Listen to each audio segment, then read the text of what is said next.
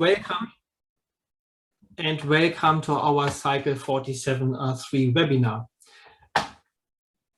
My name is Carsten Maas from ECMWF User Service, and before I hand over to our Director of Research, Andy Brown, to give us an overview on the new model cycle, I would like to point out that this event will be recorded and made available afterwards on the implementation page. Please feel free to ask any question using the chat at any time, or if you prefer at the end of the presentation, raise your hand and use your microphone. Otherwise, please keep your microphones muted. And with that, I hand straight away over to Andy. Okay, thank you very much, Carsten, and good morning to everybody. As Carsten said, I'm Andy Brown, Director of Research, and it's a pleasure to speak to you this morning about the new cycle 47R3.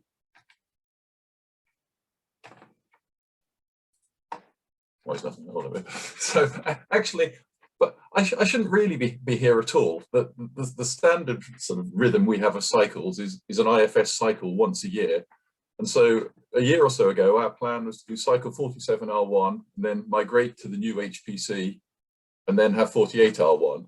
And then a few months ago, I spoke to you about the cycle 47R2, the extra cycle we put in, where we put in the single precision, allowing the enhanced vertical resolution in the ensemble. And that was successfully implemented in May.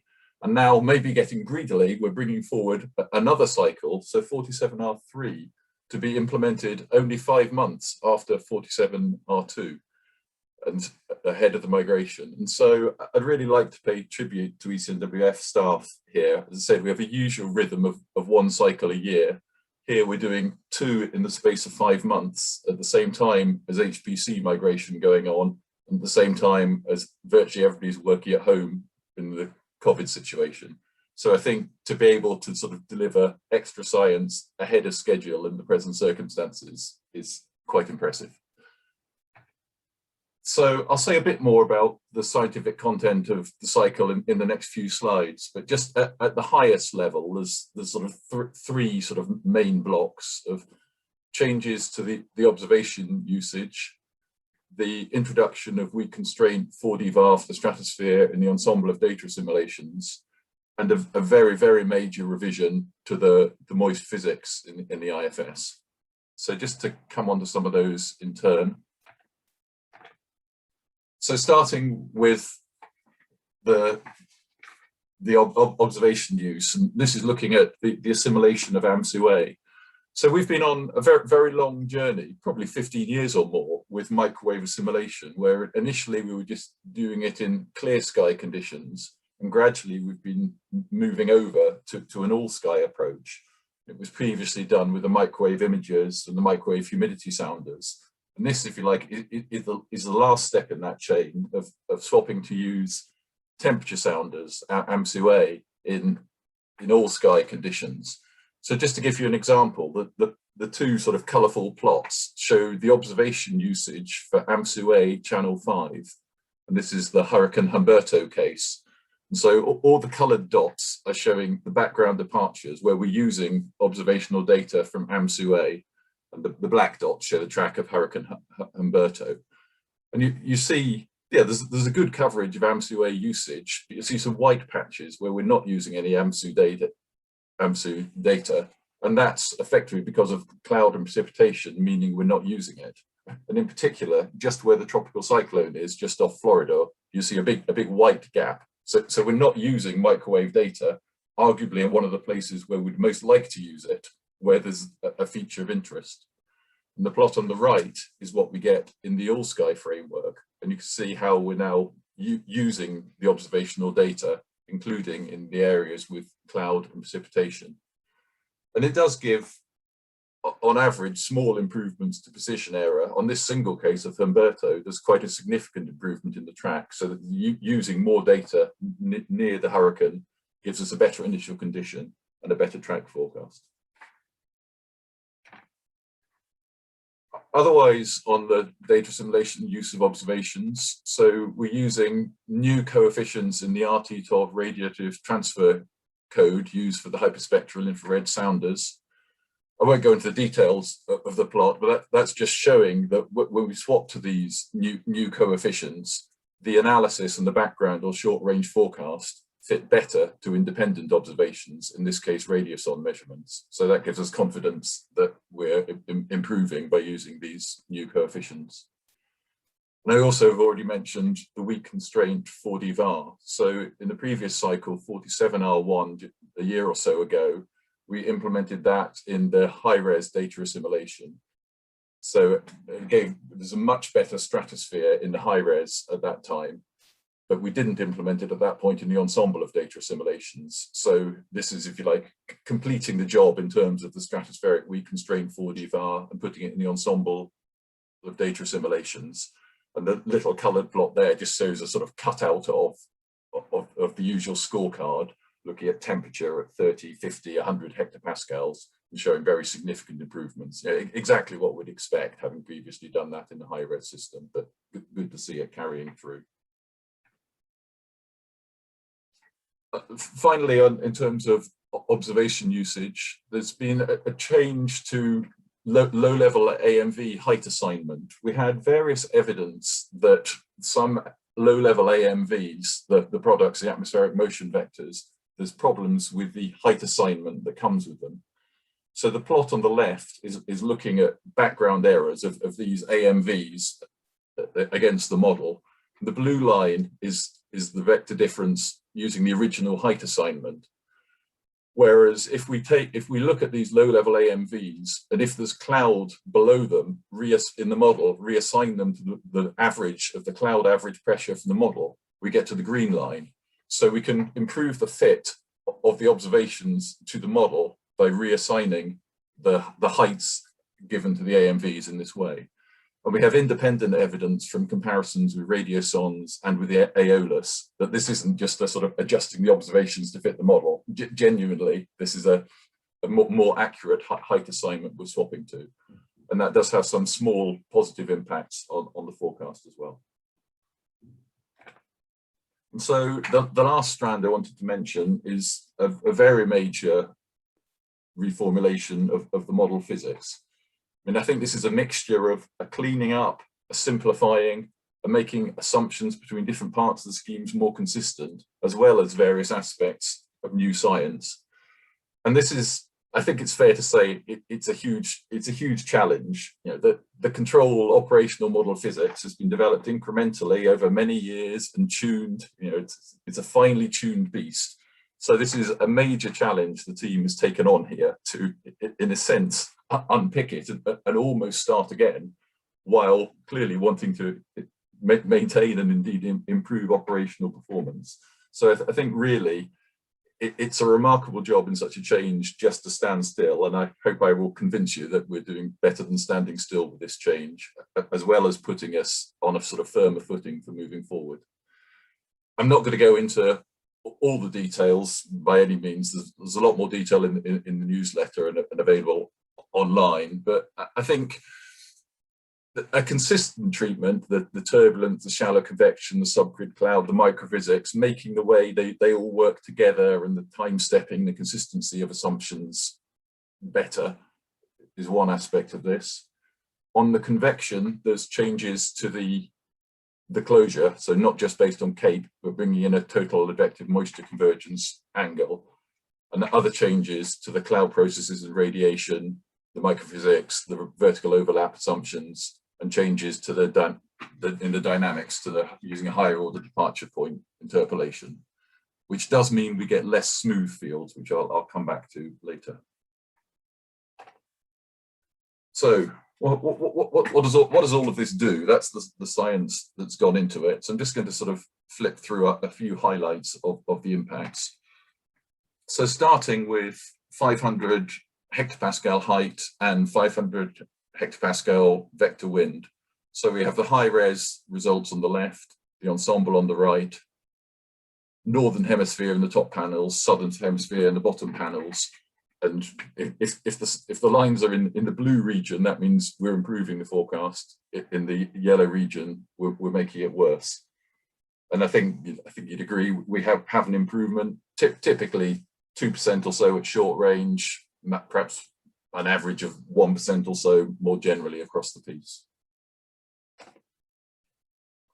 If we go to tropical winds, these are very, very much improved. So looking on the high res on the left, the panel shows the T+48, T+72 longitude height cross sections with the blue and green colors showing a reduction in the wind root mean square error. And you see significant improvements there. Similarly, on the ensemble, if we look in the tropics, for example, the wind CRPS, see really quite significant, 2% through, certainly through week 1. So good performance on winds. If I go to tropical cyclones, so here the solid blue line is the 47R2 control, and the solid red line is the 47R3 with new physics scheme. So the top left panel is looking at the absolute error in the track position, and you can maybe just see the red is just below the blue line. The panel below actually shows the difference plot, and you can see it's just slightly improved, the 47R3 track compared to 47R2. As an aside, if you look at the pair of dashed lines, the dashed blue line and the dashed red line, that's the same pair of old physics and new physics at 4-kilometer resolution. So we're looking to the future of, how does this physics do at current operational resolutions? Also, how does it do at future resolutions? And you can see that we're looking to get further improvements in the absolute track error at the higher resolution. If I then go to the central pressure, the panels on the right, again, 47R2 solid line, that's the control 9-kilometer forecast. The red line is the 47R3 physics.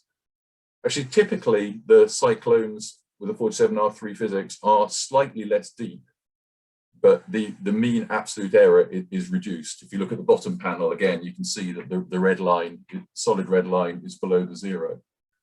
Perhaps even more interestingly in this case, if we look at the 4-kilometer results, so with 47R3, the new physics, I get the improvement to the solid red line, and I get a further improvement in absolute central pressure error if I go to the dashed line, the 4-kilometer result.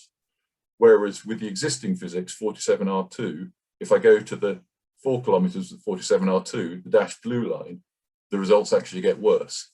So I think this is all very encouraging for us, that we're making the results marginally better at 9 kilometers compared to the control, but we're also getting significant benefits when we go to 4 kilometers, which we wouldn't get with the existing physics. So I think this is quite a future-proof development. If we look more out to the extended range, so this is, I won't go through the details, but the standard MJO scorecard, look at the RMM index. I should mention that these are lower resolution tests than our operational extended range. The full resolution tests are still running, but thus far seem to be giving the same story. But yeah, really quite significant improvements in MJO skill right out to day 30. So I guess the improved physics in the tropics is being reflected in a better MJO. And really tantalizingly, again, I say this is lower resolution, so we need to see the full resolution results just to check the extent to which this holds through. But in these TCO 199 results, this is a scorecard for the 4 weeks of the extended range. So in each column for Northern Hemisphere tropics, Southern Hemisphere, North Atlantic and Europe, you've got sort of week 1, week 2, week 3, week 4. And you can see in Northern Hemisphere and Europe, really quite positive signals in lots of different variables for week 3 and week 4. So yeah, we assume from the better MJO and improved teleconnections to the Northern Hemisphere and Europe in particular. So that's all encouraging as well in terms of the performance of the physics. Just a couple of other diagnostics. So this is looking at the impact of the new convective closure. So here we have panels just looking at the frequency distribution of precipitation. So the grey and black lines are observational products, And if we look at the blue line for 47R1, you see we tend to too often have low precipitation rates. At around 1 millimeter per hour, the blue line is above the observations. But at higher precipitation rates, we don't get those often enough. We're significantly below the observations. And if you swap to looking at the red line, you see we're much closer to the observational products. And that's true both in the continental USA and in tropical Africa.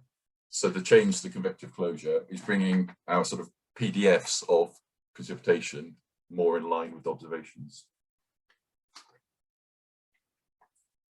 And one other aspect of the convection closure is it tends to produce more organized convection. So this is an example of a squall line over Africa. So the top left panel is the observations. You can see the well-structured squall line moving to the west. The top right panel is the control forecast, where you see you tend to get more sort of blobs of convection, a bit more random. And yeah, if there's any propagation, it's arguably in the wrong direction. 47R3 on the bottom left, it cycles through again. I'm certainly not trying to claim it's in perfect agreement with the observation, but much more structured. And once you get the more organized convection, it tends to propagate more to the west. Now, I'm certainly not trying to claim that convection over land in Africa is challenging for all global models, certainly ones which aren't convection permitting. And so I'm certainly not trying to claim we get all score lines right now. This is a good example, but there's a significantly larger number of good examples with the new physics than there were before. So I think a step in the right direction.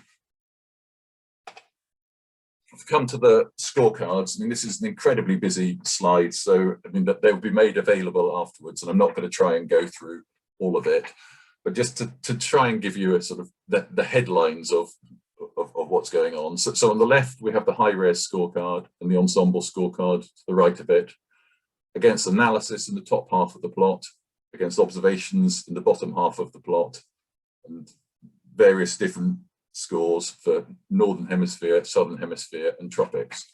And blue is good, and red is bad. And so I think, you know, the first headline, I hope you'd agree, is that the blues outweigh the reds really quite significantly. It's too much to take in detail, so that the boxes on the right try and sort of bring out some of the main stories. So in terms of the good news stories in blue, I've already shown some of the upper air winds, the geopotential height that's better in the high res and the ensemble. The upper air relative humidity is improved. The precipitation in the tropics is better. So there are some exceptions to the good news story. Interestingly, the upper air temperature tends to be better in the high res, but the upper air temperature in the ensemble in the tropics in particular looks very, very red. I'm not sure if you can see my pointer, but there's a very red section there. My next slide will look into that in a bit more detail.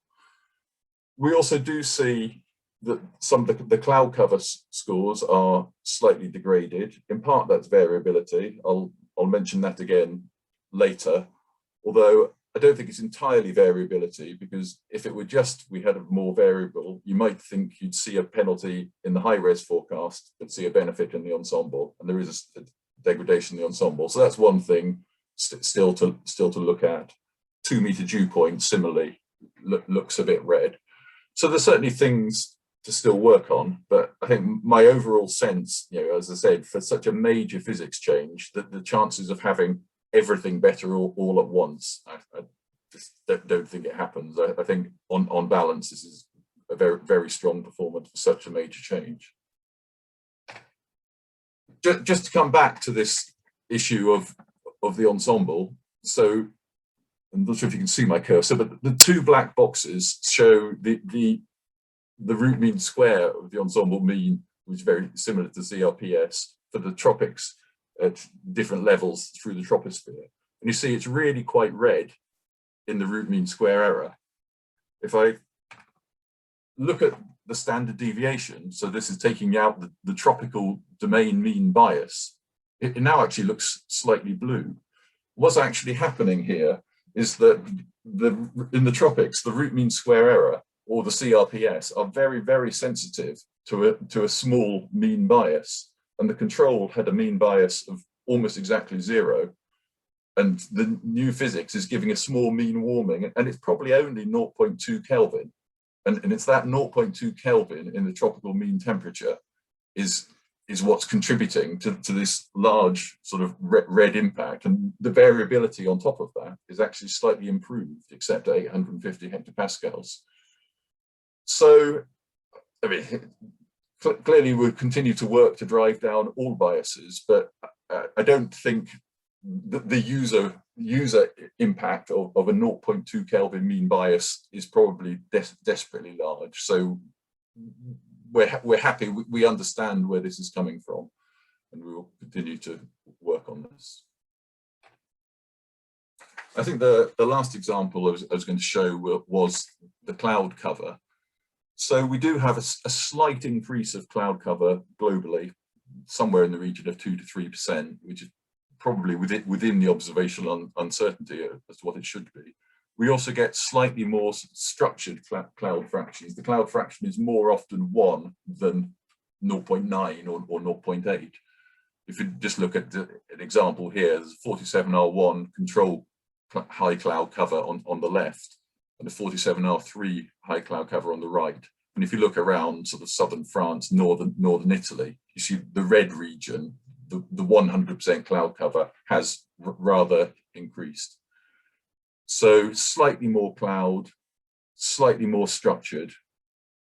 The verification does show a slight degradation on that. Some of it, I'm sure, is the sort of double penalty of the less smooth fields, but I think there is genuinely something we need to keep working on there. So changing tack, just looking at sort of new and revised products in 47R3. So the first thing was made some changes to the extinction coefficients in the visibility calculations, and that's significantly reduced the biases compared to observations. If we start by looking on the left, this is fog cases. So we have 47R1 control at the top, 47R3 at the bottom. And if you particularly look at the cases where we're forecasting very low visibility, so at 47R1, there's a lot of forecasts of visibility less than 100 meters and not many observations of it. And that's improved at 47R3. Similarly, for the rain, the visibility was too low before, but with the changed extinction coefficients, that significantly improved. So in light rain, you see that the average visibility is quoted. We were down at 4,500 meters and coming up to 7,800, which is much closer to the observations. With snow, the issue was the other way around, that the visibility was too high, and similarly the changes there have improved that. So I think, yeah, it improved performance in these visibility products. Another product change is the convective gustiness. We've had various feedback from member states and case studies over the last couple of years of the wind gusts being too strong in unstable conditions, both in the high-res system and the ensemble. I mean, there's a typical example below. So this is a case study from February 2016. So observations of wind gusts, you can see over sort of Netherlands, Belgium, Germany, typically sort of orange colours in the observations on this colour scale here, whereas 47R1 is much more into the sort of the reds and pink colours on this scale. And so by tuning down the gust parameterization, we've brought it both on this single case and more generally across multiple cases in closer agreement with observations. So I hope that will make the gust products more useful for our users. There's a list of other products being introduced. These are very much at the requests of various of our users and member states. I'm not going to go through them all now. The details are all available to you, but as I say, just extra diagnostics that we're introducing at the request of member states. Just one example I was going to show is the first time we've had a clear air turbulence diagnostic. So based on the eddy dissipation rate, there's a tech memo and a newsletter article on this. But so you getting eddy dissipation rate as a hopefully useful user product, but it'll also be actually useful for us diagnostically in looking at the characteristics of our model and comparing it with observations.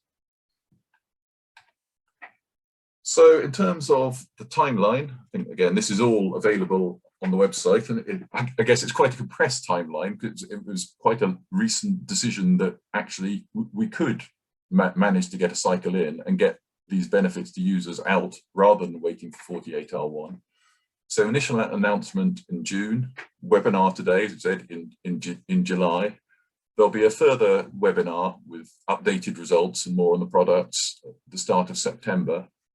Release candidate test data on the 7th of September, and then we'll be implementing this cycle on the 5th of October.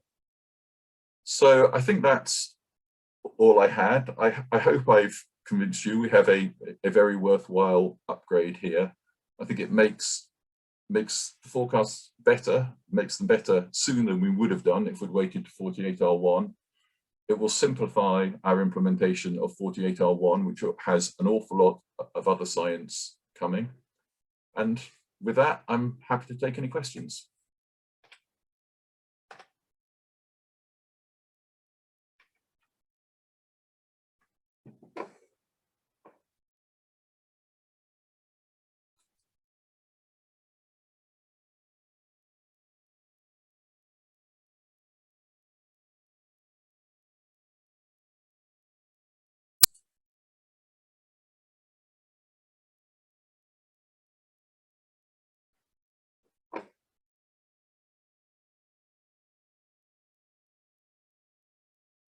Any questions?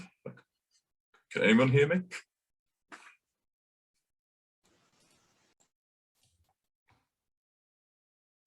No questions so far, and nothing in the chat either. Let's wait another moment.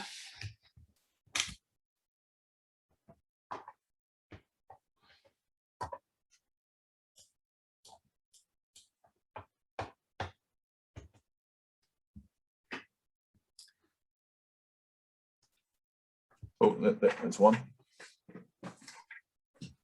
You're saying tropical scoreline propagation improvements. Will subtropical areas be affected as well? I think yes. I mean, it's very hard to disentangle cause and effect. When we change the model of physics, clearly we're changing it globally. So rather like with the extended range results, and the sort of, whether there's teleconnections from the NJO or more direct impacts of the change. But yes, I mean, I think the sort of the scorecards I showed and the results I showed, I think we think there's improvements in different parts of the globe. Okay, so because there's a major physics upgrade now instead of 48R1, what's going to be implemented in 48R1? That's definitely in a webinar in its own right. I mean, some of the big ticket items are, that will be our first scientific cycle on the new supercomputer. So there will be a significant enhancement in the ensemble horizontal resolution, to be decided where at the moment we're at 18 kilometers, the ensemble will go to somewhere in the region of 9 to 11 kilometers. There's new multi-layer snow scheme targeted for that, because at the moment we have a single layer snow scheme, which it's very difficult to represent the stable boundary layer. There's been a lot of research showing how some of the problems in near surface temperatures and in very stable conditions over snow, the current forecasts aren't very accurate, and almost by design with single snow scheme, that's inevitable. And so that improves it. Trying to think, I mean, a fleet of other observational and model upgrades, but I think the absolute headline would be a major upgrade to the ensemble. Specific front propagation from sea to land. I'm not sure I have specific evidence to point to what we would have done from sea to land. Potentially there could be an impact with the change of physics, but I don't think we have any particular reason to think we've targeted that effect. So do you have any comments regarding the improvement of wind speed overseas in general? I don't think I have. I mean, if any of my colleagues have any specific insights, they're welcome to put it in the chat. I mean,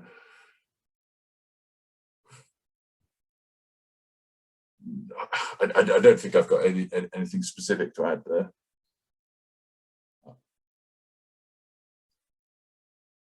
Other than new products, will there be any change in delivery time, data format, availability, etc.? I mean, I should look to Carsten and my user service colleagues for the more definitive answer, but no would be my short answer. No, yeah, I agree. Yeah, the expert has confirmed for me. That's good. I notice at least here in the US, there seems to be too much clouds over the area when obs are actually clear or mostly clear. Will this upgrade help?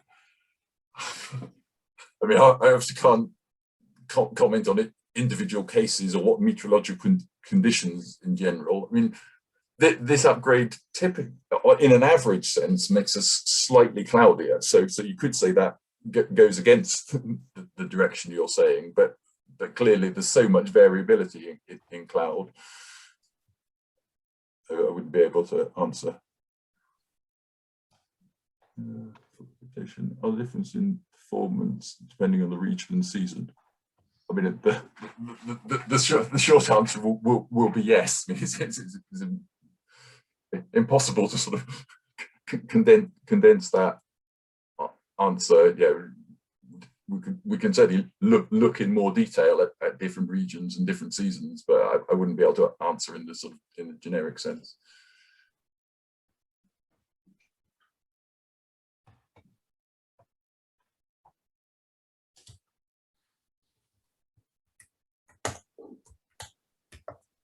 Or give another minute or so.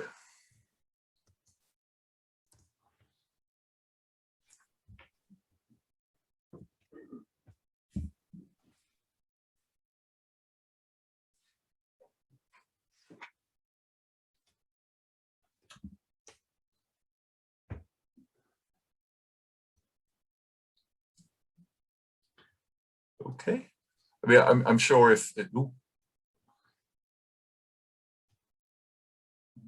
no, will delivery time be shorter or earlier in Bologna? I don't know if anybody from user services wants to comment, but I don't think there's a particular reason to think there'll be a change. Andy, it's Jenny here. Perhaps I can comment. So we're going to be sticking to the same schedule of delivery in Bologna, so that won't change initially. We have been undertaking a pilot study to see if we can disseminate our data as soon as it's generated, which would bring it forward, but it would be much more variable for users. And that pilot's gone very, very well. It's running with the participants till the end of October.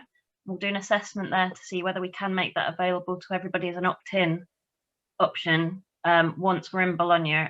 So possibly sometime later next year, we might be able to make that option available to people, which would be a big change to our sort of availability of the data. That's one to watch, and we would communicate that next year if that does become available. Okay, thanks very much, Jenny. Any more final questions from anyone?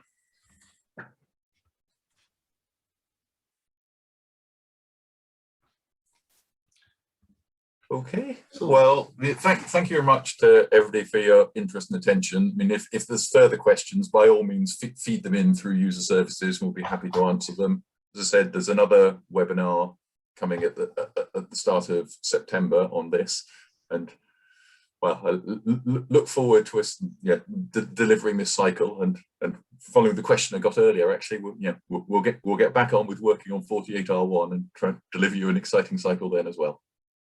Thank you very much, everyone. Yeah, and Andy, thank you very much. So then, in the meantime, yeah, please keep watching the implementation page, and hopefully we will see many of you again then for an update on the progress at the beginning of September. Thank you very much, and